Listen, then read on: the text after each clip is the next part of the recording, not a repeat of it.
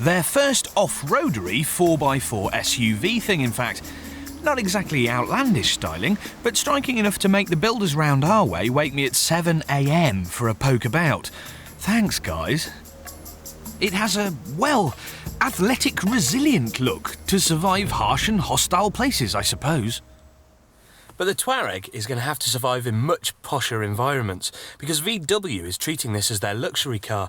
And you never quite forget that because they fitted the full complement of wood and metal and leather. And actually, it's the details that set this car apart. You don't just get one sun visor, you get one for the sides and one for the front. Some really groovy dials that fade up like cinema lighting. And not just a cup holder, but a rather nutty bottle holder for giant bottles of pop.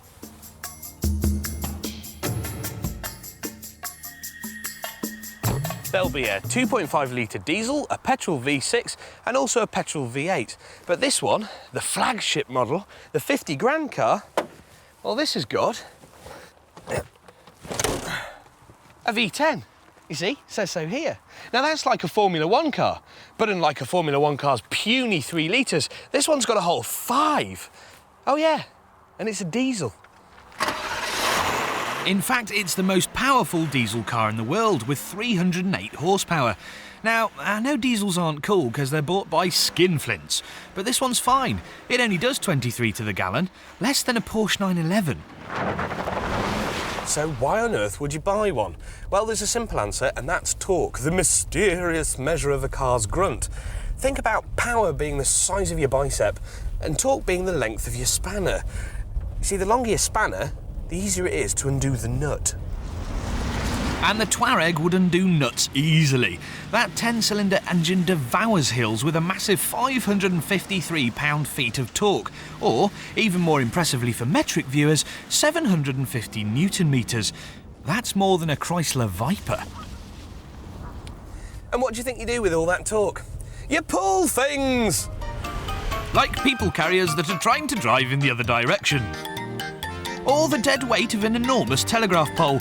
And I mean enormous. See? Or, as a finale, a combine harvester. All 7 tons of it.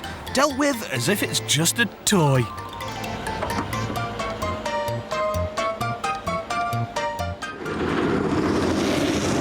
And once you've done pulling, you can go zooming, which the Touareg does very well.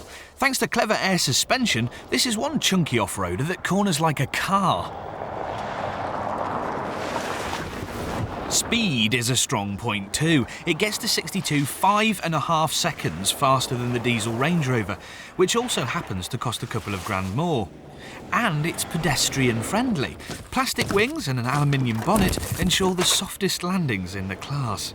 It may seem odd that a top-of-the-range luxury car is diesel, but 60% of Merc S-classes sold in this country are DERV burners, so the potential for the Touareg is huge. I suspect most people are going to go for the 2.5 litre diesel, which is exactly half this engine and about 20 grand cheaper. But then again, they wouldn't be able to pull combine harvesters, and frankly, they're missing out.